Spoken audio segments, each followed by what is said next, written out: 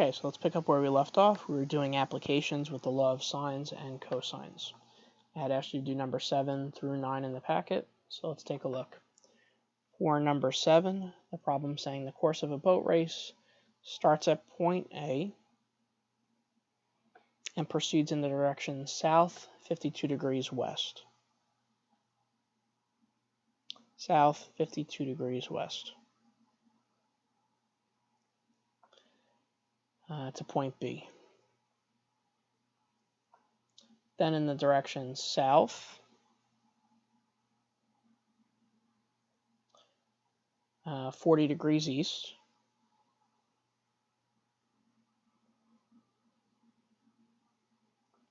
It goes to point C.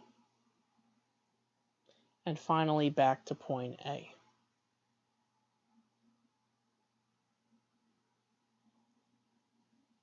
The point C lies 8 kilometers directly south of point A. All right, approximate the total distance of the race course. All right, so let's see what we could do here. Right away, we could figure out that if that's 40 degrees, this angle right here is 50 degrees. And what else do we know here? If that angle's 52, then, and these lines are parallel, that means that this angle's 52. These lines are also parallel. So if we're filling in the missing piece here, 180 minus 52 minus the 90 would be 38. So we actually have a full angle here. We have a full angle here. We could do 180 minus 88 and 52 to get this angle, which is 40 degrees. And now we could find all the missing sides. So 8 kilometers over the sine of 88 would equal side C over the sine of angle C.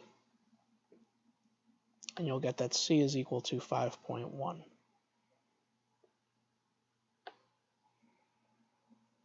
And then we could also do 8 over the sine of 52.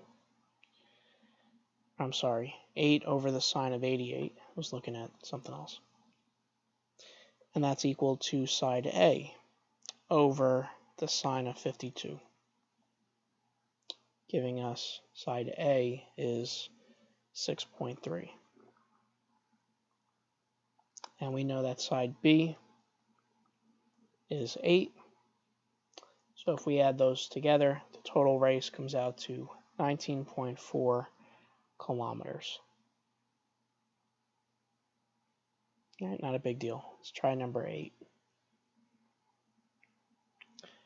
Number 8, you're standing 40 meters from the base of a tree that's leaning 8 degrees from vertical away from you. Okay. Here's a tree. It's leaning away from you. And you're standing 40 meters away from it.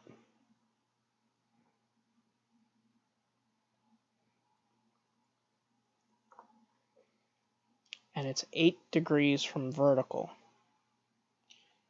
Here's vertical. And it's leaning 8 degrees away. The angle of elevation from your feet to the top of the tree is 20 degrees.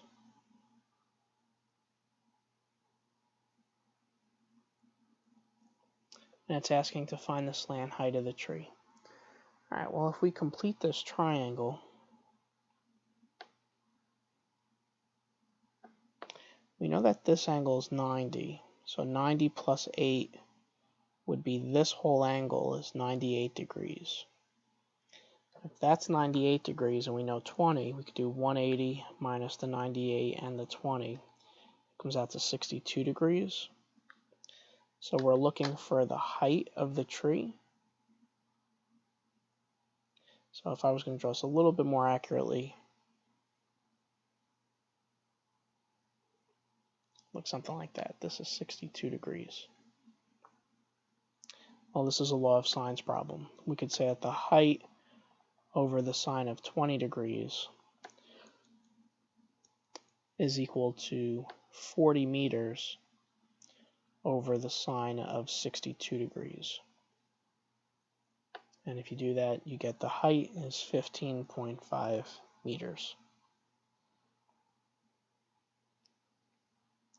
Okay, last problem, number 9. It says a 10-meter telephone pole casts a 17-meter shadow directly down a slope when the angle of elevation to the sun is 42 degrees. Find theta, the angle of elevation to the ground. Okay, so let's see if we could draw this picture. Here's a ground. And let's see, the angle of elevation to the ground we can maybe draw like this. This is the ground. This is the slope. The angle of elevation of the ground would be this angle right here. We have a flagpole. And it casts a 17-meter shadow from the sun. So just setting it up is the hardest part.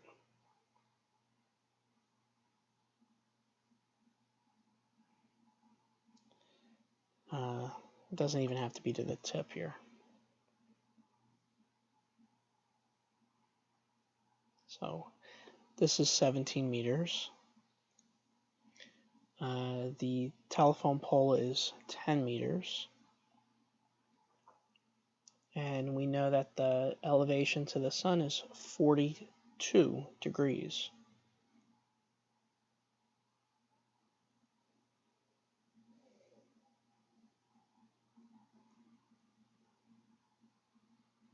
So from the ground,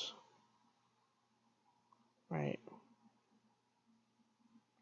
the angle of elevation to the sun. So if this is the horizon, this is flat. The angle of elevation to the sun is 42 degrees. Well, that's parallel with this line. So we know that if this angle is 42 degrees, we also know that this angle right here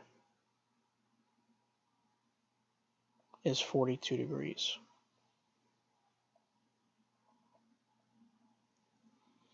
All right, so now find theta, the angle of elevation to the ground. Okay, so now that we have that all sorted out, let's see what we could do here. So I know that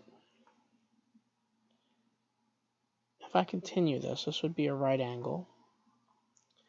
And I know that this angle is 42, and we have a right angle with the ground. That's how we get the height of the flagpole, straight up and down. So 180 minus the 42 degrees with the angle of elevation to the sun, minus the 90-degree flagpole, would give us this angle is 48 degrees.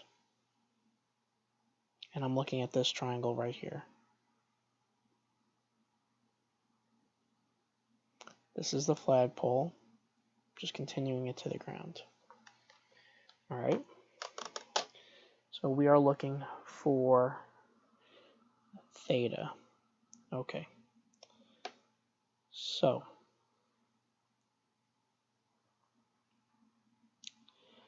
I know that this angle right here would be 42 degrees minus theta. Whatever theta is, that's what that would be. So let's see if we could set up some kind of law of sines here.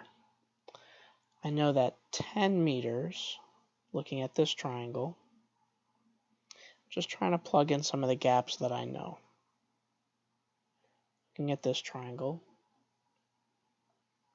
I would get that 10 meters over the sine of 42 degrees minus theta is equal to Well, it looks like we have 48 degrees opposite the 17 meters. So let's see if we could rearrange this and try to solve for theta now. I could do cross multiplying. 10 times the sine of 48 is equal to 17 times the sine of 42 minus theta.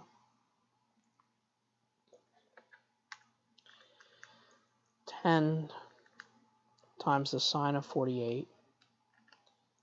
This is going to be 7.4314 is equal to 17 times the sine of 42 minus theta.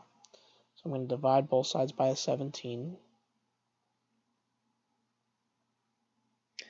And I get the sine of 42 minus theta would equal the number I just had divided by 17 is 0.4371.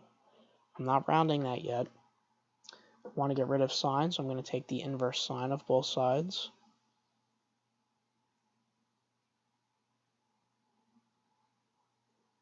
It cancels out here. And I get 42 degrees minus theta is equal to the inverse sine of the answer I just had over there is 25.921. Subtracting 42 on both sides, I get negative theta is equal to negative 16.078. Dividing by negative 1 would give us a theta of 16.1 degrees. So these are a little tricky. The hard part, this math, I wouldn't say this is tricky.